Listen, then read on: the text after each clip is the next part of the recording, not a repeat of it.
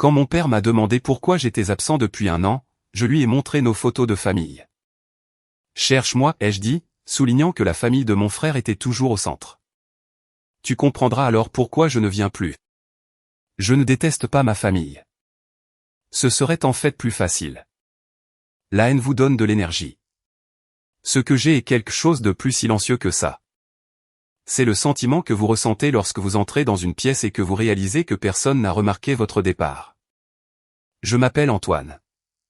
J'ai 33 ans. Je suis ingénieur en structure. Et pendant la meilleure partie d'une décennie, j'ai été le fils que mes parents ont oublié d'inclure. Pas de manière dramatique, enfermé au sous-sol. Rien d'aussi évident. C'est plus comme si j'étais devenu un meuble. Vous savez comment vous arrêtez de voir un canapé après un certain temps. C'est moi. Je suis le canapé. Mon frère Thomas a 3 ans de plus. C'est le genre de gars qui entre dans une pièce et la pièce se réorganise autour de lui. Grand rire, grande personnalité, a toujours une histoire à raconter. Il a épousé Chloé quand il avait 27 ans, a eu 2 enfants rapidement, Léo et Jade, et quelque part en cours de route, il est devenu le point central de notre famille. Toutes les vacances tournaient autour de son emploi du temps. Chaque dîner du dimanche était chez lui ou organisé autour de ce que ses enfants voulaient manger. Mes parents gardaient ses enfants 3 jours par semaine. Ma mère a publié des articles sur l'ouverture de son restaurant comme si elle était son service marketing personnel. Et moi, je vivais à 2 heures au nord. J'avais un bon travail, un chien nommé Oscar, une maison que j'avais rénovée principalement de mes propres mains. J'appelais toutes les 2 semaines. Je descendais pour les grandes vacances. J'allais bien. Voici le truc quand on va toujours bien, cependant.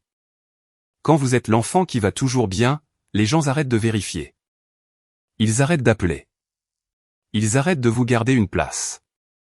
Et vous vous dites que ça n'a pas d'importance parce que vous êtes un adulte et que vous n'avez plus besoin que votre mère mette votre dessin au crayon sur le réfrigérateur. Mais ça a de l'importance. Il faut juste un certain temps pour comprendre à quel point. La dernière fois que je suis rentré à la maison, c'était pour la Toussaint, il y a presque un an. J'ai conduit 2 heures, j'ai apporté une tarte que ma mère aime, je suis arrivé juste à l'heure. La famille de Thomas était déjà là. Léo courait dans la maison comme une tornade. Jade était sur les genoux de ma mère, et Chloé était dans la cuisine à se comporter comme si elle était chez elle. Personne n'a dit bonjour quand je suis entré. Je suis resté dans l'embrasure de la porte pendant probablement 15 secondes avant que mon père ne lève les yeux du match de football et dise « Oh, salut, Antoine. Je ne t'ai pas entendu entrer. Je ne t'ai pas entendu. » L'histoire de ma vie. Le dîner était bon. La dinde était sèche. Chloé a fait un commentaire sur le fait que je devrais sortir et trouver quelqu'un parce qu'on ne veut pas être l'oncle bizarre pour toujours. Thomas a ri. Ma mère a souri et a changé de sujet pour parler de la ligue de football de Léo. J'ai mangé ma nourriture et j'ai aidé à débarrasser et personne ne m'a posé une seule question sur ma vie. Pas une seule. Après le dîner, je portais des assiettes à la cuisine quand je me suis arrêté dans le couloir. Mes parents ont ce mur. Vous connaissez le genre. Des cadres du sol au plafond, toute l'histoire de la famille. J'étais passé devant des centaines de fois. Mais ce soir-là, j'ai vraiment regardé. Il y avait probablement 40 photos sur ce mur. Des fêtes d'anniversaire, des matins de Noël, des vacances à la plage, des barbecues dans le jardin, le mariage de Thomas et Chloé, bien en évidence au centre, le premier anniversaire de Léo, le baptême de Jade, Thomas tenant un gros poisson au lac. Mes parents avec les enfants de Thomas sur les genoux du Père Noël. J'ai compté 42 cadres. J'étais sur 3 d'entre eux, ma remise de diplôme de lycée, ma remise de diplôme d'université et une photo de groupe d'il y a peut-être 15 ans où j'étais partiellement caché par l'épaule de Thomas. 3 sur 42. Et puis j'ai vu celle qui m'a vraiment touché. Elle était nouvelle. Une grande photo 20x25 dans un joli cadre en argent, bien en évidence sur le mur. Noël de l'année dernière. Mes parents, Thomas, Chloé, Léo, Jade, tous portant des pyjamas assortis devant un sapin décoré. Grand sourire. Portrait de famille parfait. Je n'y étais pas. Je n'y étais pas parce que je n'étais pas invité.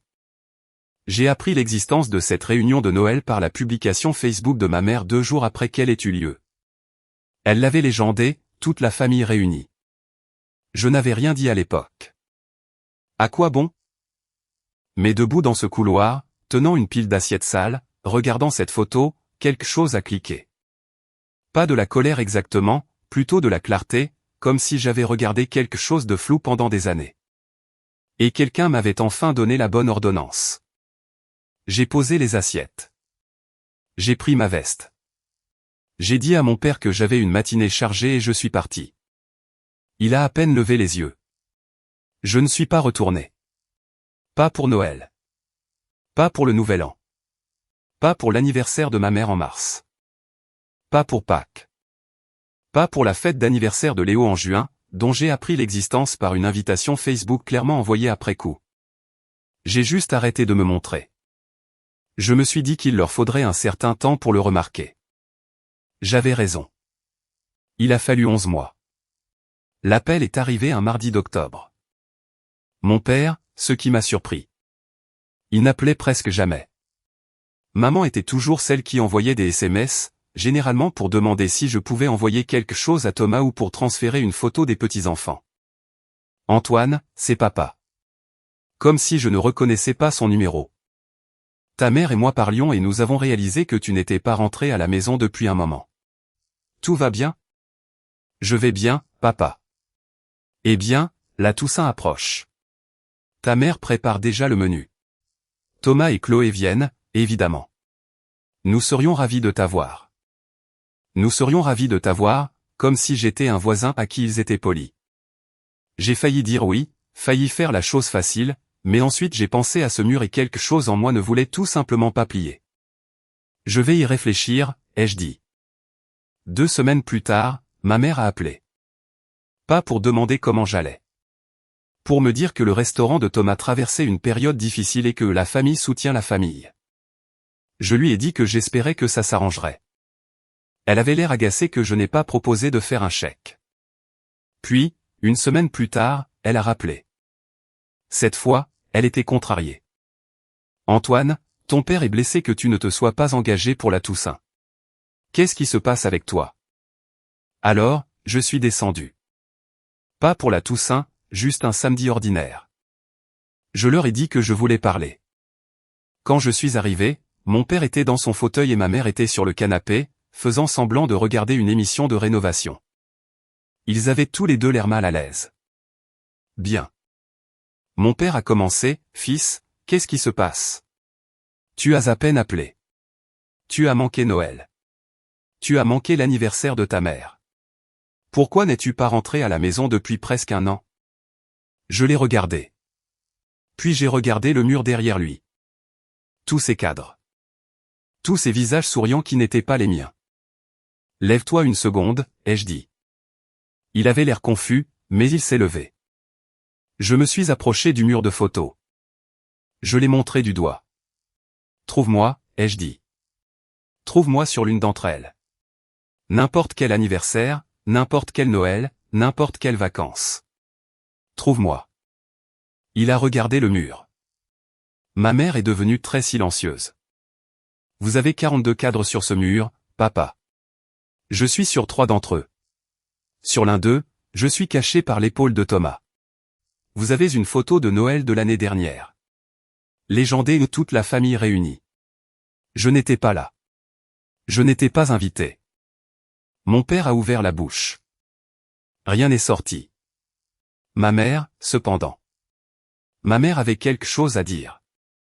Elle a toujours quelque chose à dire. Antoine, c'est tellement injuste. Nous ne pouvons pas y faire grand-chose si tu n'es jamais là pour être sur les photos. Si tu venais plus souvent, tu serais là-haut, toi aussi. Et voilà, c'est la phrase qui a brisé quelque chose que je ne savais pas encore tenir. Parce que j'étais venu. J'avais été aux anniversaires et aux vacances pendant des années. Il n'avait juste jamais pointé un appareil photo vers moi. Je n'ai pas crié. Je n'ai pas pleuré. J'ai juste hoché la tête et dit, d'accord, maman. Et je suis parti.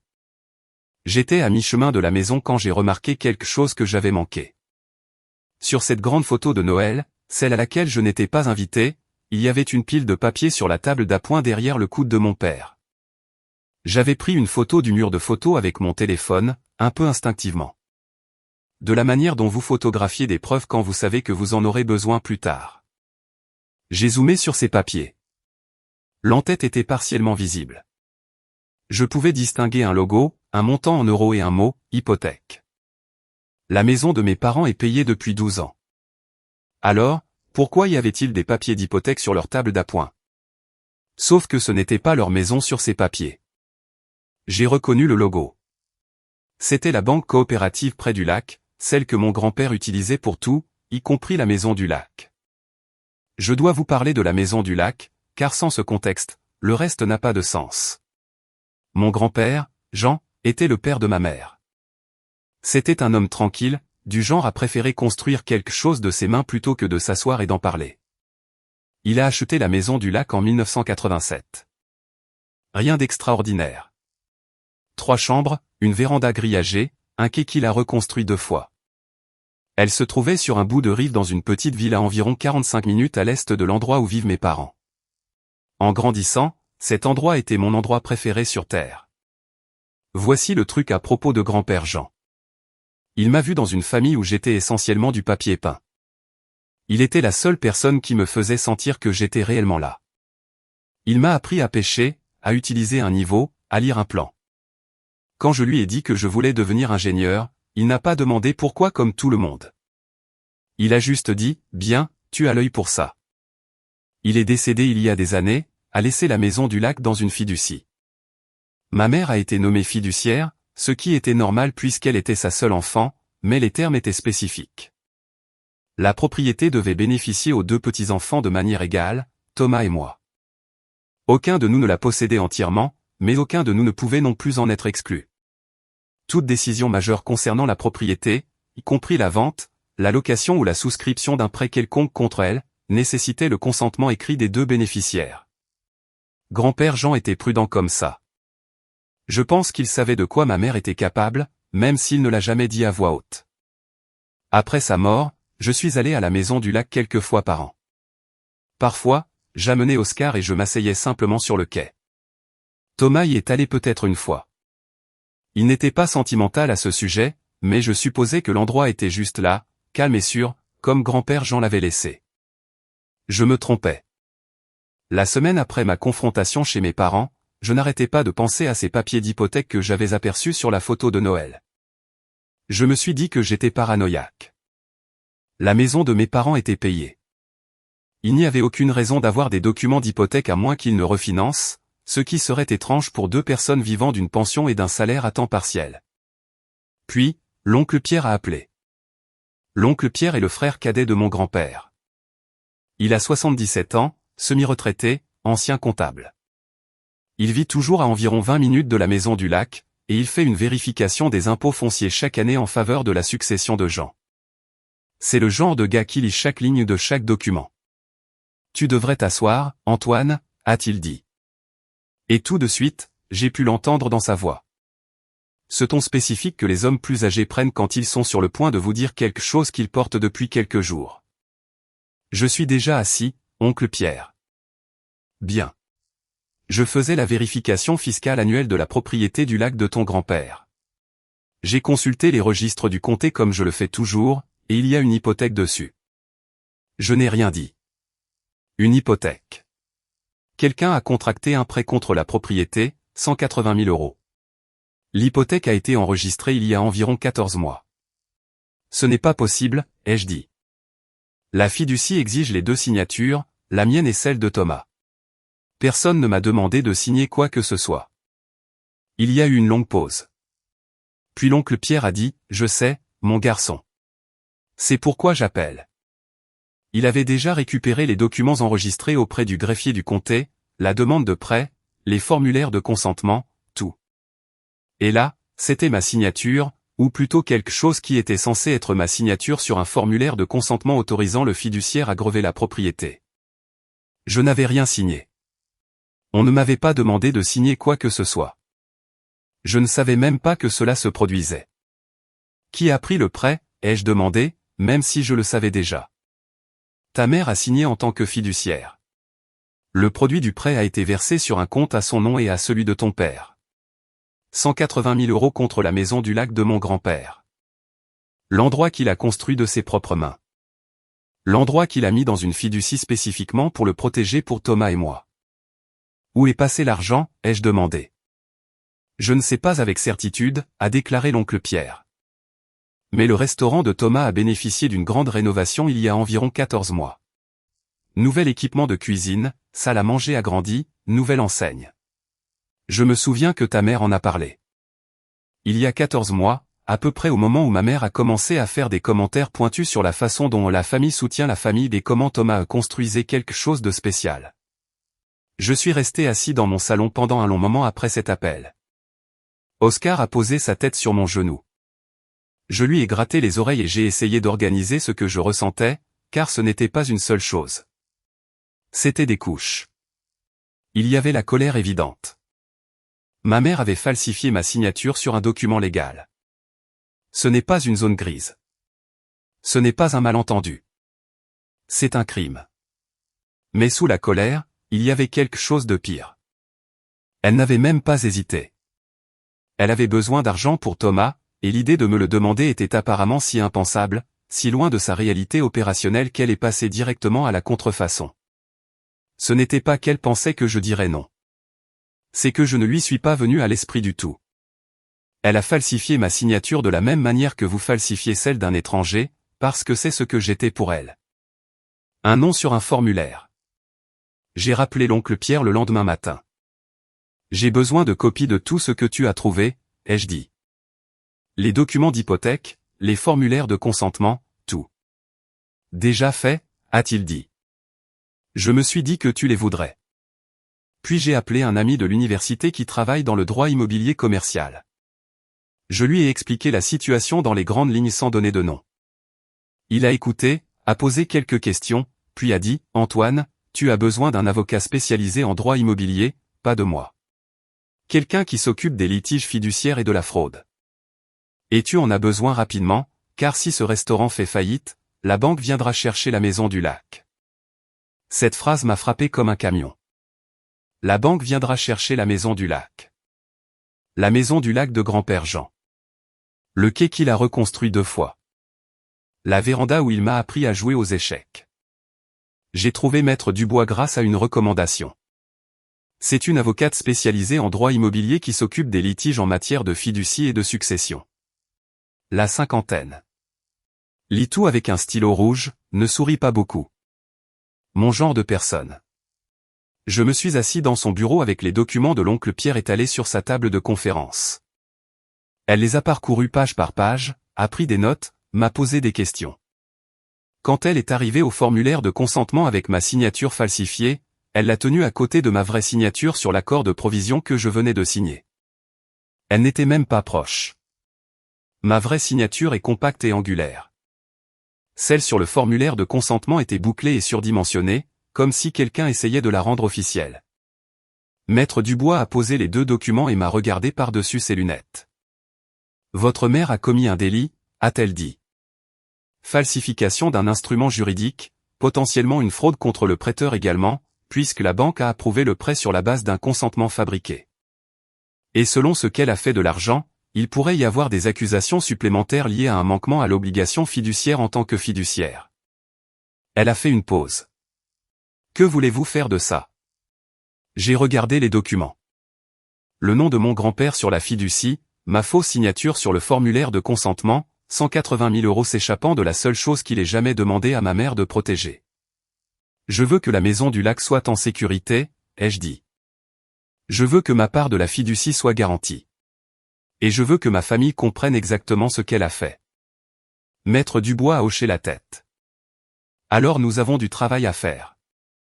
Maître Dubois m'a tout expliqué lors de cette première réunion. J'avais des options, et aucune d'entre elles n'était simple. Option 1, aller à la police. Déposer une plainte pour faux. Laisser le système de justice pénale s'en occuper. Ma mère pourrait faire face à des accusations de crime, une peine de prison potentielle.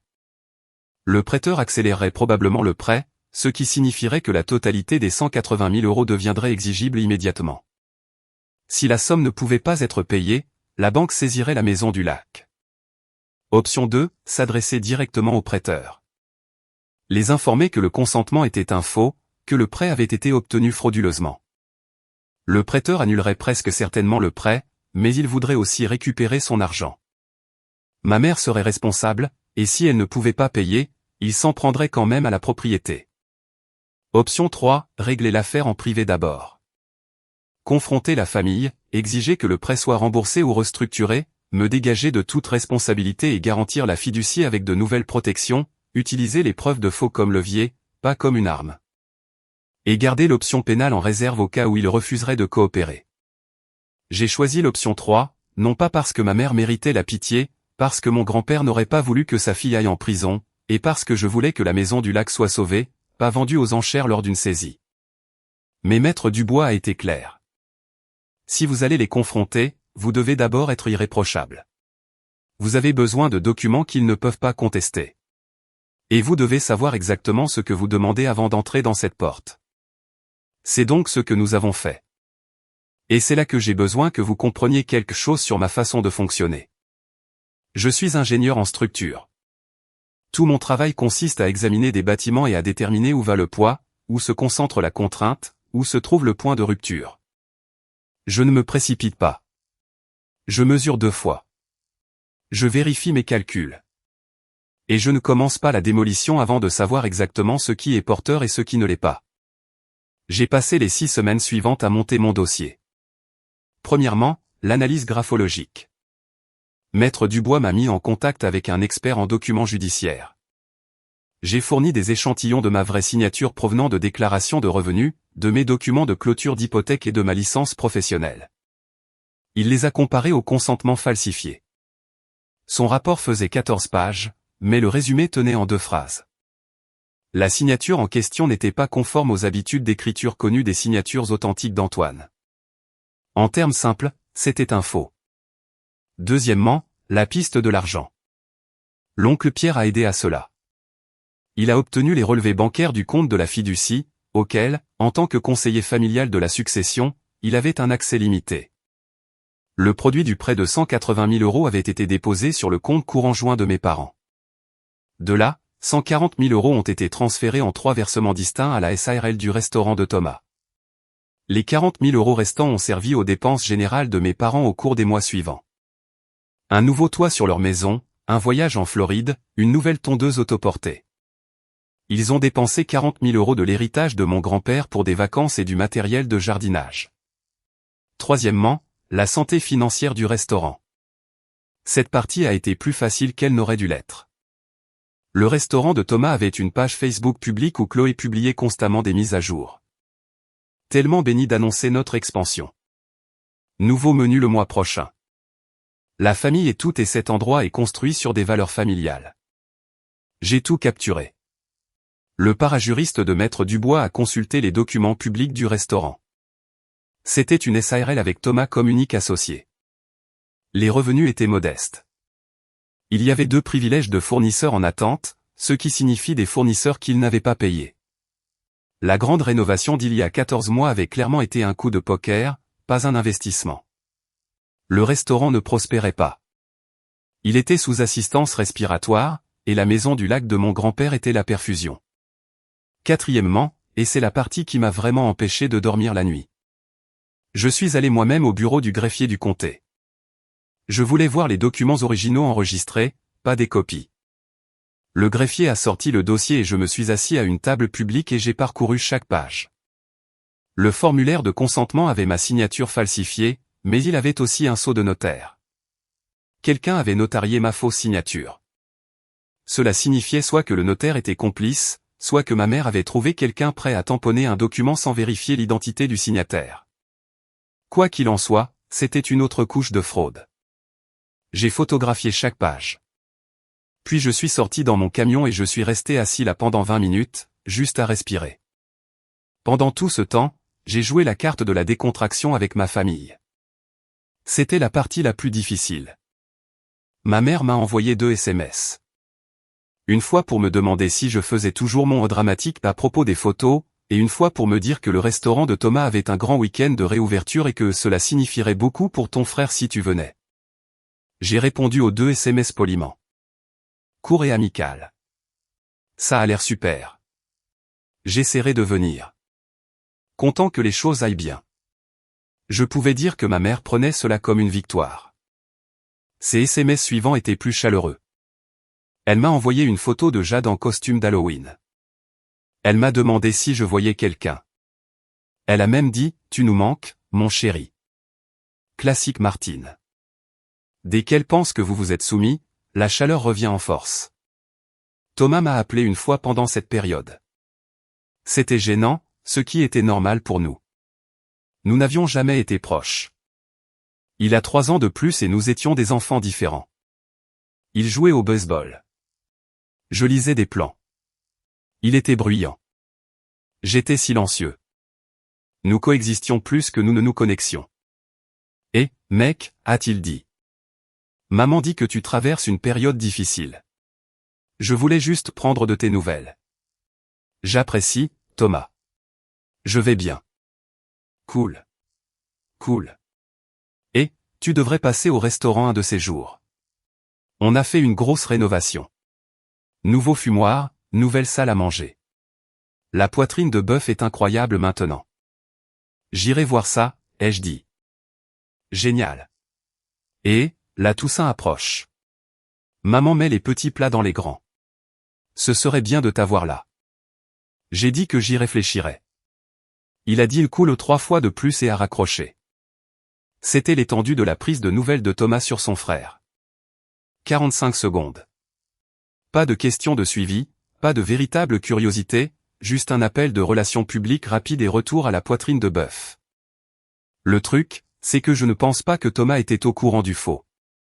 Pas les détails, du moins. Je pense qu'il savait que l'argent de la rénovation provenait de ressources familiales, et il n'a pas posé de questions parce que poser des questions aurait pu signifier entendre des réponses qu'il ne voulait pas. Thomas n'est pas méchant. Il est juste confortable. Il a passé toute sa vie à être la priorité, et il n'a jamais eu à examiner pourquoi. L'argent est apparu. La rénovation a eu lieu. Le restaurant a survécu un autre trimestre. Pourquoi faire des vagues? Mais 140 000 € de cet argent ont été volés d'une fiducie qui était à moitié à moi. Son confort était construit sur la trahison de mon grand-père. 6 semaines après la première réunion avec Maître Dubois, nous étions prêts. J'avais le rapport d'expertise graphologique, la documentation sur la piste de l'argent, les registres du comté, le problème du notaire et une proposition de lettre de résolution que Maître Dubois avait rédigée. La lettre décrivait tout ce que nous avions trouvé et présentait mes demandes. Rembourser l'hypothèque dans les 90 jours. Retirer ma mère en tant que fiduciaire et nommer un fiduciaire indépendant. Transférer ma participation de 50% dans la maison du lac à une fiducie distincte uniquement à mon nom. S'il refusait, nous engagerions une action civile et renverrions le faux au procureur de la République. Maître Dubois a appelé cela une lettre de mise au point. J'étais prêt à l'envoyer, mais je voulais la remettre en personne. Maître Dubois a haussé un sourcil à cela. La plupart des clients préfèrent la distance, a-t-elle dit. Je sais, mais je veux voir leur visage. Elle a hoché la tête. Alors nous ferons à votre façon. J'ai choisi une date. Le samedi avant la Toussaint, le même week-end que la grande réouverture de Thomas au restaurant. Ma mère, quant à elle, m'avait envoyé un SMS ce matin-là. Tellement excité que tu sois là pour la Toussaint cette année. La réouverture de Thomas est samedi. Nous y allons tous. Toute la famille enfin réunie. Elle n'avait aucune idée de ce qui allait arriver. Aucun d'entre eux. En ce qui les concernait, Antoine était rentré dans le rang. Le fils invisible avait accepté sa place. Ils étaient sur le point de découvrir à quel point ils avaient tort. Le samedi de la grande réouverture de Thomas était l'une de ces journées d'automne parfaites qui semblent se moquer de vous. Ciel bleu, feuilles qui changent de couleur, air vif. J'ai conduit les 2 heures avec l'enveloppe de Maître Dubois sur le siège passager et un nœud dans l'estomac qui ne voulait pas se défaire. Je n'allais pas faire ça au restaurant. Quoi que je pense de ma famille, faire exploser l'entreprise de quelqu'un en public n'était pas la solution. J'allais d'abord chez mes parents, avant le dîner de réouverture. Exposer les faits, présenter la lettre, leur donner la chance de répondre en privé. Je suis arrivé chez mes parents à 14 heures. Le camion de Thomas était déjà dans l'allée, ce à quoi je ne m'attendais pas. Il était censé être au restaurant en train de préparer, mais il était là, assis sur le porche avec mon père, tous les deux buvant du café comme si c'était un samedi ordinaire. Antoine. Thomas se leva et sourit. Tu es vraiment venu. Maman va être folle de joie. Où est maman? À l'intérieur. Elle fait une tarte pour la réouverture. Entre, mec. Je suis entré. La maison sentait la cannelle et le beurre, ce qui dans d'autres circonstances aurait été réconfortant. Ma mère était dans la cuisine, de la farine sur son tablier, semblant vraiment heureuse de me voir. Elle s'essuya les mains et vint me faire un câlin.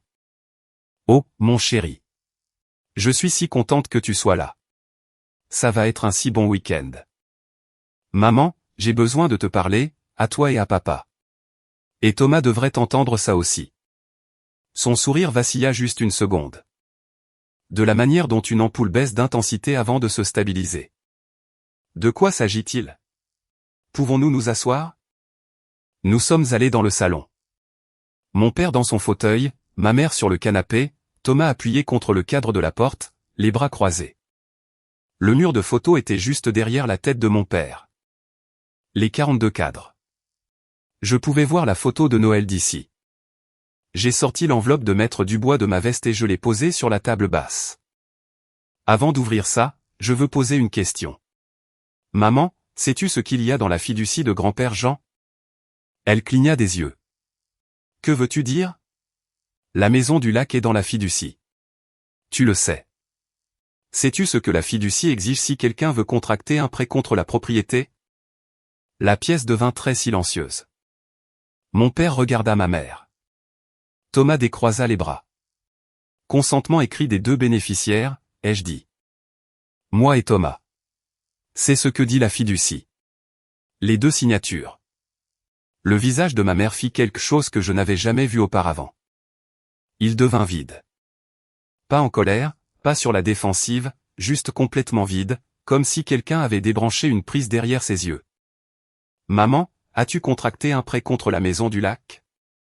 Antoine, je ne pense pas que ce soit le moment de 180 000 euros. Il y a 14 mois. Auprès de la banque du lac. J'ai les registres du comté. Thomas se détacha du cadre de la porte. Attends, quoi? Mon père ne dit rien. Il regardait ma mère avec une expression que je ne pouvais pas lire. Soit il ne savait pas, soit il savait et réalisait seulement maintenant à quel point c'était grave. Le prêt nécessitait mon consentement écrit, continuai-je. Je ne l'ai pas donné. Mais ma signature est sur le formulaire de consentement. Quelqu'un a signé mon nom. Antoine. La voix de ma mère était plus dure maintenant. La chaleur avait disparu aussi vite qu'un interrupteur. Ton grand-père voulait que cette propriété soutienne cette famille. Le restaurant de Thomas avait besoin d'aide. Nous avons fait ce que nous devions faire. Tu as falsifié ma signature. J'ai signé en ton nom en tant que fiduciaire. Ce n'est pas comme ça que fonctionnent les fiducies, maman. Tu le sais. Maître Dubois le sait. L'expert en graphologie le sait. La couleur quitta son visage. Pas progressivement, d'un seul coup, comme si quelqu'un l'avait vidé. Tu as engagé un avocat, dit Thomas. Tu as engagé un avocat contre ta propre famille. J'ai engagé un avocat parce que ma mère a commis un faux contre une fiducie que mon grand-père a créée pour nous protéger tous les deux. 140 000 euros de cet argent sont allés à ton restaurant, Thomas. Savais-tu d'où ils venaient? Thomas regarda ma mère. Tu m'as dit que c'était des économies. Tu as dit que toi et papa aviez mis de l'argent de côté. C'était de l'argent de la famille, dit ma mère. La maison du lac est une propriété familiale. C'est une propriété fiduciaire, dis-je. Et tu n'avais aucune autorité légale pour la grever sans mon consentement, c'est pourquoi tu l'as falsifiée. J'ai ouvert l'enveloppe et j'ai posé les documents sur la table basse, le formulaire de consentement avec ma fausse signature, le rapport de l'expert graphologue, les registres d'hypothèque du comté, le virement bancaire montrant que 140 000 euros allaient à la SARL de Thomas. La lettre de mise en demeure de Maître Dubois. Mon père a pris le formulaire de consentement et l'a regardé. Puis il a regardé ma vraie signature sur un document fiscal que j'avais inclus pour comparaison. Même sans le rapport d'expert, On pouvait le voir. Les signatures n'avaient rien à voir. Martine, dit mon père doucement. Que as-tu fait? Oh, ne commence pas avec moi, Luc. Tu savais que nous avions besoin de cet argent. Tu étais là quand nous en avons discuté. Je savais que nous aidions Thomas. Je ne savais pas que tu avais falsifié le nom d'Antoine sur un document légal. C'est une affaire de famille. Je ne pensais pas qu'il s'en soucierait. Il ne vient jamais de toute façon. Cette phrase, je ne pensais pas qu'il s'en soucierait. Laissez-la vous imprégner. Ma mère a falsifié ma signature sur un document légal autorisant un prêt de 180 000 € contre mon héritage. Et sa défense était que je ne m'en soucierais pas parce que dans son monde, je ne me soucie de rien.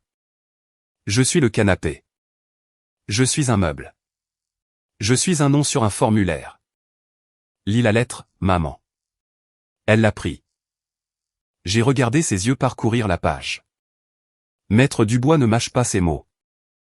La lettre exposait le faux, le manquement à l'obligation fiduciaire, les éventuelles accusations criminelles et les exigences. Rembourser le prêt dans les 90 jours. Retirer Martine en tant que fiduciaire. Nommer un fiduciaire indépendant. Transférer ma participation de 50% à une fiducie distincte et protégée. Ma mère posa la lettre. Ses mains tremblaient. Tu enverrais ta propre mère en prison. Je ne veux envoyer personne en prison. C'est pourquoi il y a une résolution dans cette lettre. Mais j'ai besoin que tu comprennes quelque chose.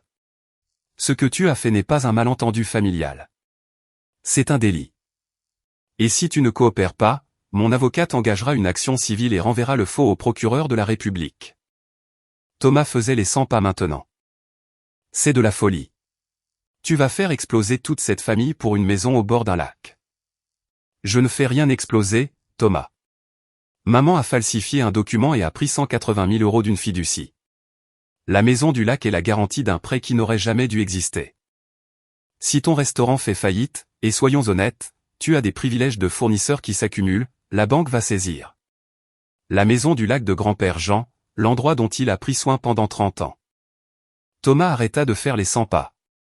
Les privilèges de fournisseurs étaient apparemment une nouvelle pour lui, ou du moins une nouvelle qu'il ne s'attendait pas à ce que je connaisse. Mon père tenait toujours le formulaire de consentement, regardant les deux signatures. 90 jours, ai-je dit. C'est ce qu'il y a dans la lettre. Vous avez 90 jours pour rembourser le prêt et restructurer la fiducie. Où sommes-nous censés trouver 180 000 €, demanda ma mère. Ce n'est pas mon problème, maman. Tu as trouvé 180 000 € quand Thomas en avait besoin. Trouve-les à nouveau. Personne ne dit rien pendant un long moment. Le minuteur de la tarte sonna dans la cuisine. Personne ne bougea pour l'éteindre. Puis ma mère me regarda avec une expression que je ne lui avais jamais vue. Ce n'était pas de la culpabilité. Ce n'était pas du remords.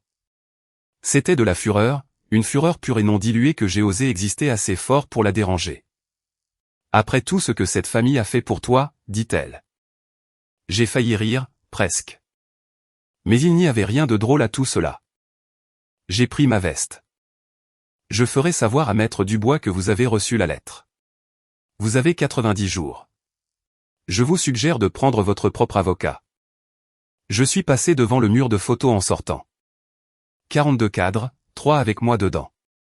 J'ai refermé la porte d'entrée derrière moi et je suis resté assis dans mon camion pendant 5 minutes avant de pouvoir tourner la clé.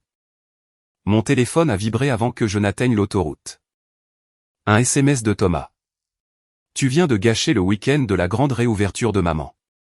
Elle est dans la cuisine en train de pleurer. Es-tu content maintenant? Je n'ai pas répondu, mais j'ai pensé à ce qu'il a dit.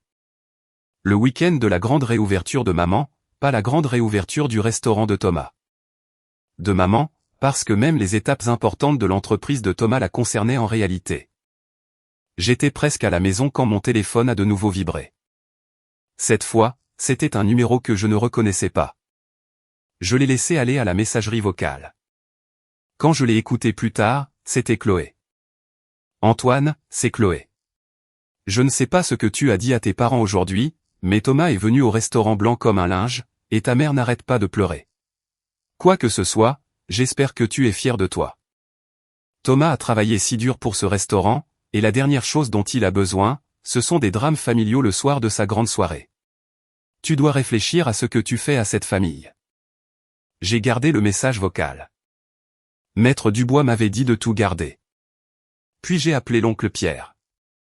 C'est fait, ai-je dit. J'ai remis la lettre. Comment l'ont-ils pris? À peu près comme on pouvait s'y attendre. Il resta silencieux un moment. Ton grand-père serait fier de toi, Antoine, d'avoir protégé ce qu'il a construit.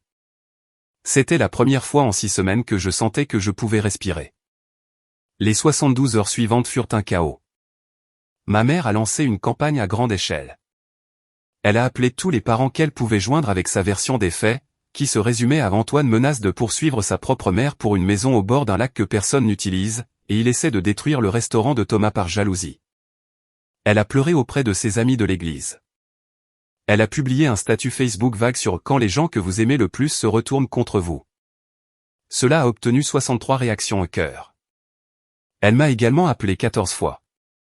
Je n'ai pas décroché. Elle a laissé des messages vocaux qui ont commencé en larmes et sont progressivement devenus plus en colère. Le dernier était juste elle disant « J'espère que tu pourras vivre avec toi-même, Antoine », et raccrochant. Thomas a envoyé 2 SMS. Le premier disait « Nous devons en parler comme des adultes ».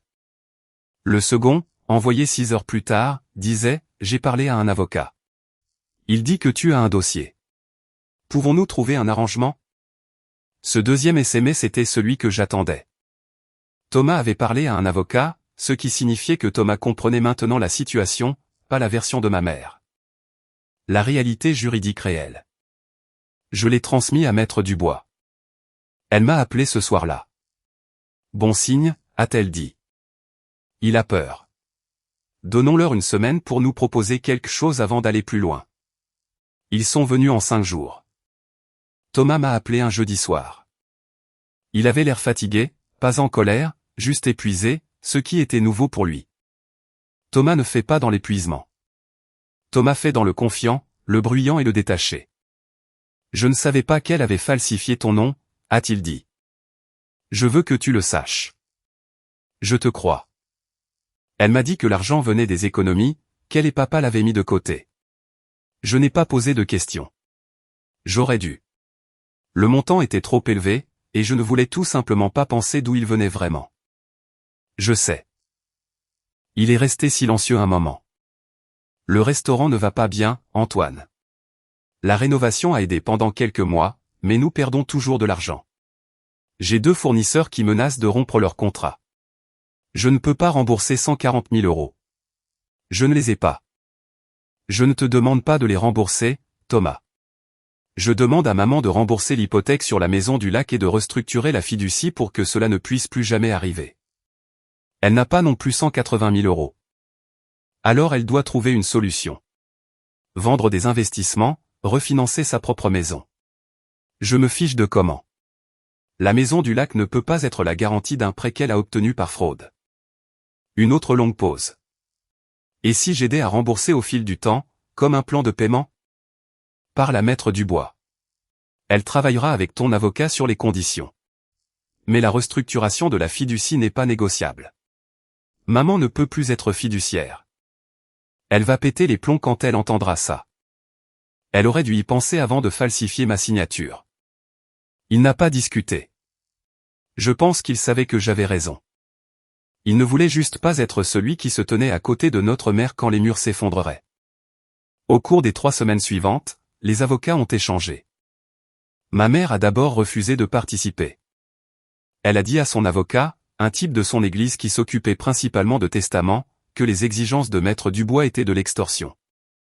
Maître Dubois a répondu par un mémoire de 12 pages exposant les preuves de faux et un projet de plainte prêt à être déposé. L'avocat de ma mère a appelé Maître Dubois le même jour et a dit que sa cliente était prête à négocier. Voici ce sur quoi nous nous sommes mis d'accord. Mes parents refinanceraient leur propre maison pour rembourser l'hypothèque de la maison du lac. Leur maison valait environ 340 000 € et ils ne devaient rien dessus. Donc, un refinancement de 180 000 € était gérable. La maison du lac serait libre et quitte dans les 60 jours. Ma mère serait démise de ses fonctions de fiduciaire. Une société de fiducie indépendante serait nommée. Ma participation de 50% serait transférée dans une sous-fiducie avec ses propres protections.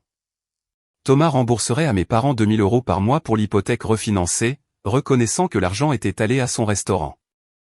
Qu'il puisse réellement maintenir ses paiements était entre lui et nos parents.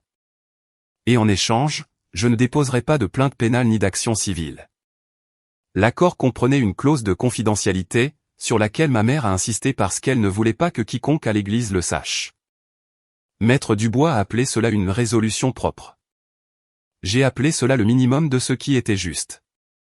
Nous avons signé les papiers dans le bureau de Maître Dubois un mercredi matin de décembre. Ma mère est venue avec son avocat de l'église. Elle ne m'a pas regardé, pas une seule fois. Elle a signé chaque document avec la mâchoire si serrée que je pouvais entendre ses dents.